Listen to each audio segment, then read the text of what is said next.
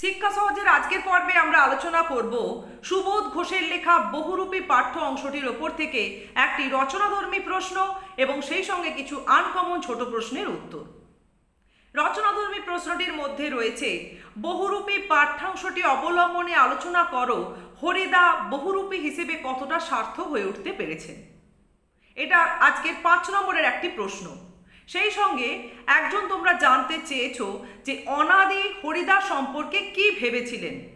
প্রশ্নটির মান 1 না 3 সেটা কিন্তু বলনি, কিন্তু দুটো মানেরই উত্তর আমরা কিভাবে লিখব সেটাও আলোচনা করব। এছাড়াও টেক্সট পোর্শনের কিছু আনকমন লাইন ধরে ছোট প্রশ্নের উত্তর। তোমরা যারা আজকে আমার চ্যানেলে নতুন, চ্যানেলটি সাবস্ক্রাইব করে নিও নবম এবং দশম শ্রেণীর বাংলা টেক্সট পোর্শন এবং ব্যাকরণ অংশের উপর থেকে নতুন নতুন ভিডিও পাওয়ার জন্য। সামনেই রয়েছে সেকেন্ড সামেটিভ ইভ্যালুয়েশন এবং সেকেন্ড সামেটিভ ইভ্যালুয়েশনের প্রস্তুতি হিসেবেও কিন্তু কিছু প্রশ্নের উত্তর আলোচনা করব। তাহলে চলো আজকে আমরা মূল আলোচনায় যাই। প্রথমেই আমরা আলোচনা করব যে হরিদা বহুরূপী হিসেবে কতটা সার্থক হয়ে উঠতে পেরেছেন। আমরা সুবোধ ঘোষের লেখা বহুরূপী পাঠ্য অংশে দেখি, সহজ সরল বা ধারাবাহিক জীবনে হরিদা খুব একটা আগ্রহী ছিলেন না। অভাবকে তিনি জীবনে মেনে নিয়েছিলেন। সপ্তাহে মাঝে মধ্যে তিনি প্রয়োজনে হলে বা মন হলে বহুরূপ ধারণ করে বেরোতেন এবং তাতে যা উপার্জন হতো কোনো ক্রমে তিনি তার জীবন চালিয়ে নিতেন। আমরা হঠাৎই এক দুপুরবেলায় চকের বাসস্ট্যান্ডে হরিদাকে উন্মাদ পাগলের বহুরূপে দেখি। তার মুখ দিয়ে লালা ঝরছে, চোখগুলো ছিল কটকটে লাল, কোমরে একটি ছেঁড়া কম্বল জড়ানো আর গলায় ঝুলছিল টিনের কৌটার একটি মালা। হাতে একটা থান ইট নিয়ে তিনি বাসে বসে থাকা যাত্রীদের দিকে তেড়ে এগিয়ে আসছিলেন। এই উন্মাদ পাগলের বহুরূপ ধারণ করায় সেদিনে কিন্তু চকের বাসস্ট্যান্ডে বেশ হল্লা উঠেছিল। অর্থাৎ হরিদার সেই বহুরূপ কিন্তু অনেকাংশে এখানে সার্থক প্রতিপন্ন হয়েছিল। এছাড়া আমরা দেখি কাহিনীতে হরিদা সন্ধ্যের যখন দোকানে আলো জ্বলেছে, ভিড় জমেছে, রাস্তায় লোকের চলাচল শুরু হয়েছে, সেরকমই এক মনোরম পরিবেশে এক রূপসী বাইজির বহুরূপ ধারণ করে রুমঝুম করে নূপুরের ধ্বনি তুলে পথে বেরিয়েছেন। তিনি প্রত্যেকটি দোকানের সামনে গিয়ে মুচকি হেসে চোখ টিপে তার ফুলের সাজি বাড়িয়ে দিচ্ছিলেন এবং দোকানদারেরা হেসে অর্থাৎ হরিদাকে চিনতে পেরে খুশি হয়ে বা প্রসন্ন মনে একটি করে সিকি সেই ফুলের সাজিতে ফেলে দিচ্ছিলেন। এই রূপসী বাইজির বহুরূপ ধারণ করতে গিয়ে কিন্তু হরিদার ভালোই উপার্জন সেদিন হয়েছিল। এছাড়াও হরিদাকে আমরা কখনো বাউল, কাপালিক, কখনো বোচকা কাঁধে বুড়ো কাবুলিওয়ালা, আবার কখনো হ্যাট কোট প্যান্টলুন পরা ফিরিঙ্গি কেরামিন সাহেবের বহুরূপ ধারণ করার প্রসঙ্গেও পাই। এছাড়া কাহিনীতে দেখি একবার হরিদা পুলিশ সেজে অর্থাৎ পুলিশের বহুরূপ ধারণ করে দয়ালবাবুর লিচু বাগানে লুকিয়েছিলেন এবং সেখানে 4টি স্কুলের ছেলেকে ধরেছিলেন। শেষে স্কুলের শিক্ষক মহাশয় এসে হরিদার কাছে বা হরিদাকে চিনতে না পেরে পুলিশ ভেবে, সত্যিকারের পুলিশ ভেবেই 8 আনা ঘুষ দিয়ে তবেই ছেলেগুলিকে ছাড়িয়ে নিয়ে যেতে সক্ষম হয়েছিলেন। তাহলে এখানেও কিন্তু হরিদা বহুরূপ ধারণে বেশ সার্থক হয়েছিলেন আমরা বলতে পারি। এরপর কাহিনীতে আমরা বহুরূপী হরিদাকে যে বহুরূপ ধারণ করার মধ্য দিয়ে অন্যভাবে পাই, অর্থাৎ এক বিরাগের বহুরূপ ধারণ করেছিলেন জগদীশ বাবুর বাড়িতে। এক মনোরম সন্ধ্যায় জগদীশ বাবুর বাড়ির সিঁড়ির নিচে গিয়ে দাঁড়িয়েছিলেন।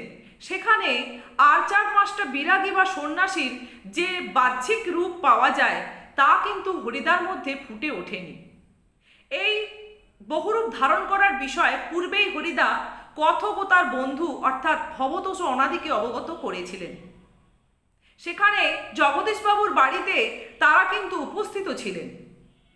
বাহ্যিক যে অবয়ব তা দেখে কিন্তু কেউই, অর্থাৎ জগদীশবাবু তো নয়, এমনকি কথক ও তার দুই বন্ধু কেউই কিন্তু হরিদাকে সেই বিরাগীর বহুরূপের মধ্যে খুঁজে পাননি।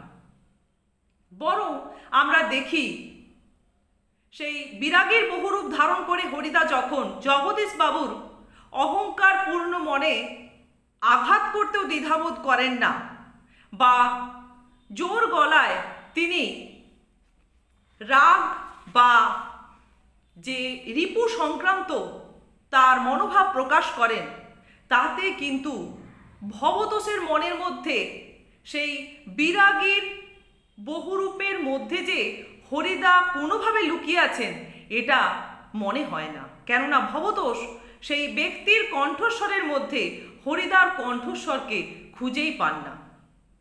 এছাড়া ঠিক পরবর্তী আমরা দেখি পরম সুখ সম্পর্কে মন্তব্য উপস্থাপনের পরে